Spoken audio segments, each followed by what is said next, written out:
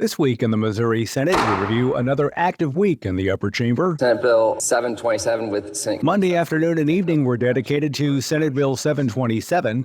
Senator Andrew Koenig of Manchester is the sponsor. He says this measure seeks to modify provisions of the Missouri Empowerment Scholarship Accounts Program and authorize charter schools to operate in Boone, St. Charles, and St. Louis counties. Homeschoolers cannot participate in the ESA program, but then also sets up another category of kids in FPE, which is kind of identical to the homeschool situation. During discussion on the floor of the Missouri Senate, Senator Lauren Arthur of Kansas City mentioned the state treasurer's office oversees the ESA program.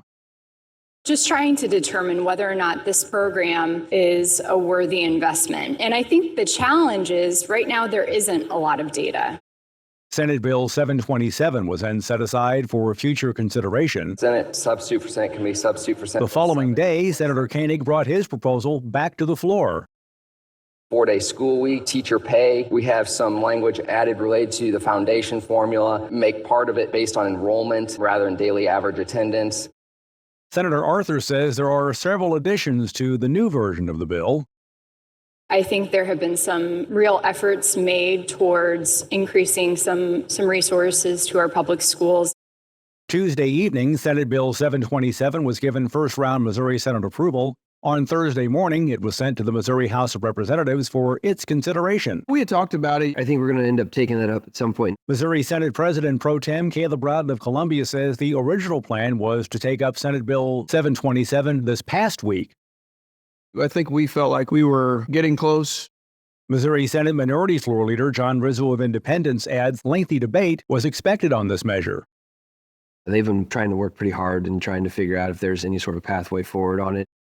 Committee hearings continue. Madam Chair, thank you for hearing this bill. Senator Jill Carter of Granby sponsors Senate Joint Resolution 76. The Missouri Senate Health and Welfare Committee heard this resolution on Wednesday morning. Senator Carter tells the panel her proposal would ask Missouri voters to modify provisions relating to Missouri HealthNet. Work requirements encourage recipients to seek employment, leading to financial stability and a decreased reliance on government assistance, potentially breaking cycles of poverty.